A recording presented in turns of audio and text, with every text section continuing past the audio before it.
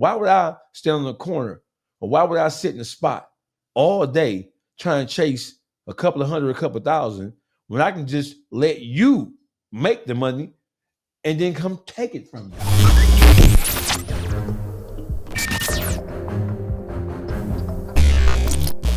When you insure jewelry, unlike a car, right? When a car depreciates when it comes to insuring it, so they're gonna pay you what the blue book value of the car is. But unlike insurance, insurance is gonna pay you, and they're going to replace the jewelry at the current value that the jewelry is worth today. Not when you bought it 5 or 6 years ago. See, a lot of people don't know that.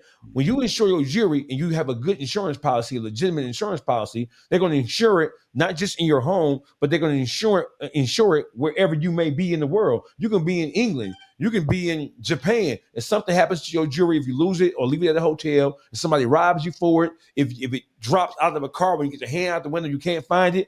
The insurance company is going to insure all that. And when the insurance company insures jewelry, they don't look at the value of what it cost when you bought it. They look at the current value of what it is right now. Like, for example, right now, if I bought a chain 5, 6 years ago, a gold chain with diamonds, well, the price of gold is through the roof right now. So if I was to file an insurance claim, and if I lost it, so robbed or stolen or what have you, if I left it in the hotel room and went back and somebody had already clipped me for it, they're going to replace the price of the jewelry at the current value for what it's worth right today. now. Yeah. And Yeah. a lot of people don't know that because a lot of niggas don't own real jewelry, You bro. know, hey, Big Video Wayne, they ain't doing this, Wayne. They ain't coming like this.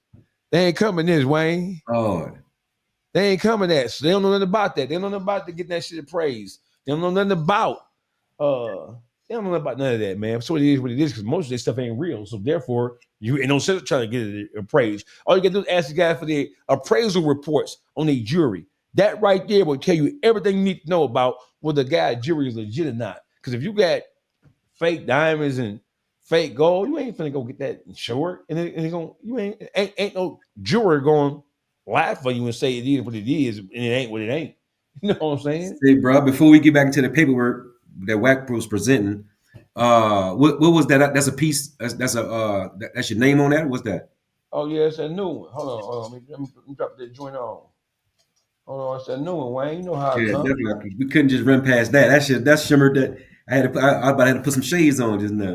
No, you know how we. I'm gonna come with the heat. Hold on. Untangle this joint. There you go. There we go. That's that new Wayne. That's that new. Lord, It's that new Wayne. yeah, It say dog. yes, sir. Lord, damn, that's a call. You got a house on your neck, man. It's a house. It's it definitely a house. Oh shit. ain't one of them hood houses in the hood neither. You hear me? It's a house. You hear me? Say, bro, when you out in the street, right? You Mhm. you only wear like important places, or just whenever you feel comfortable, you just throw it on. Or I wear my shit to Win Dixie if I feel like it. I wear my shit to Captain J's. You buy, we fry. If I'm in the mood for it, you feel what I'm saying? I'm a penitentiary. Don't forget I'm a penitentiary cat. So if I wake up today and I feel like I want to get some ice cream, I'm going to get some ice cream. If I feel like I want to put on a piece of jewelry, and I own several pieces of jewelry, I'm putting it on. So no, it all depends, man. Sometimes you don't feel like it. So when it comes to like high end clothes, jewelry, cars, like little toys that you buy, like jet skis and boats and Mhm. dirt bikes and all that kind of stuff, bro. I didn't bought that stuff, and I don't even You don't excite you no more. grab it, bro. Mm. Hey Wayne, I spent $70,000 on a Harley 2 years ago, custom off the flow, 101. I got a 101 certificate from the Harley factory, brother. I Mm. bought the bike 2 years ago. It got 817 miles on it. Wow.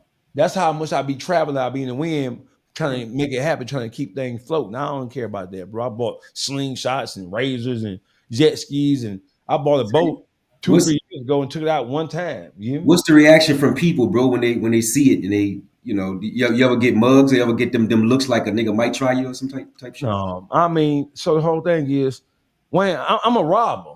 You hear me?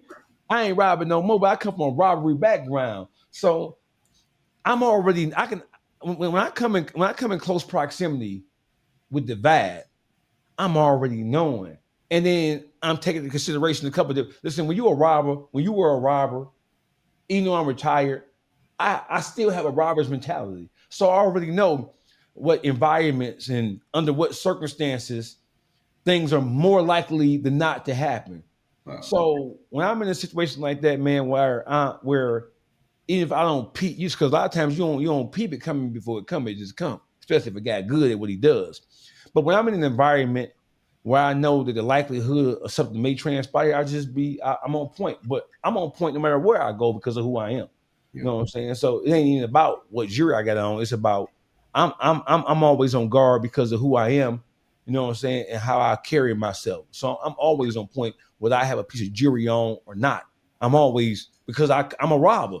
You know what I'm saying? I went to prison for robbing. I went to the youth home for robbing. I went to the boys training school as a juvenile for robbing. So that's what it is. So I'm automatically knowing, you know what I'm saying, what circumstances will put me in a high risk situation. And I just move like that anyway. Whether if I don't have nothing on, I'm still looking around and I can spot something go down before it go down because I already know the mentality of guys who come from the street, who cut from that cloth. How'd you get into robbery?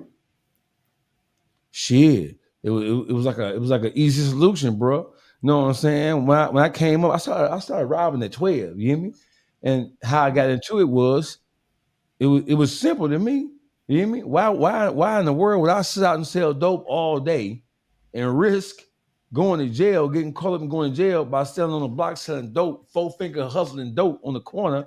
Why would I risk getting caught up in the dope spot when they raid that joint? Why would I risk that when I can just take what you got from you? Right? Why would I spend all day on the block running behind, chasing somebody down, trying to get on that? Why would I do that when I can just take? I know you ain't laying like that. I know you a bitch, right? I'm just gonna take what you got. Job. At the end of the day, I still got it. Now there may be a little beef about it, but it's gonna be beef about it no matter what. If you in a dope game, it's gonna be problems about territory. It's gonna be problems about who's stepping on who. You know what I'm saying? Who's trying to corral somebody else's custos or fiends or Jake, or whatever you want to call them, right? It's problems in every aspect of the game. Whether you selling dope, you robbing, you scamming, whatever you doing, it is problems in every aspect of the game. So whatever happens as a result of you just doing what you do, that's a natural consequence of it, and you just got to look at it like that. So I got into it because I was young. I ain't had shit, bro. I grew up fucked up. I ain't had no daddy. You know what I'm saying? My mama didn't have much, so I had to do what I had to do, and it was what it was. And my whole thing is, I looked at guys in the hood who was selling dope, who was having motion. I looked at them niggas like they was the bank. Excuse my language, brother. I looked at them like they was the Bank of America. Mm. What's the difference between you got 150,000, you got that watch, that chain, and that nice pretty car that I can take from you, relieve you of it, take it to the chop shop around the corner. They're gonna give me 2,000-3,000 for it. Whoop, whoop, whoop. If it's something big, they're gonna give me 5,000-6,000 for it. So I got your chain, I got your car, I got whatever you got in your pocket, right? I slapped you in your head with that thing, and now we got to understand it. So I did it because it was convenient. Why would I?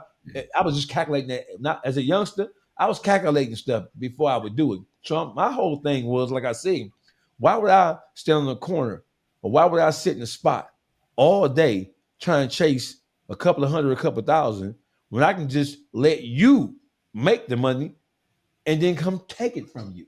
Say, bro, does it have an effect on the way you live your life today, or was pretty much everything you've done was squashed, or do you still kind of have to look over your shoulder here and there? I know because I did 17 years in penitentiary, bro. So most of the guys I came up with either dead or they doing life bits in the penitentiary. You know what I'm saying? Or if they out here, they really ain't.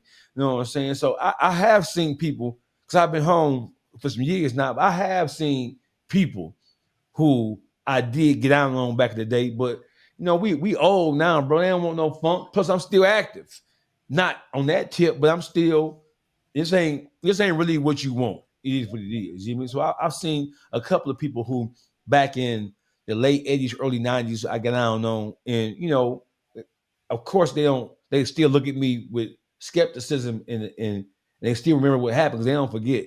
Once you rob somebody, and I was a no mask guy too. I ain't have no mask on. You hear me? When I run down on you, I'm slapping you with that thing just so we get on the same page. We ain't finna be arguing and talking and debating about whether you're gonna give me what I'm asking you for. You hear me? You're gonna give it to me.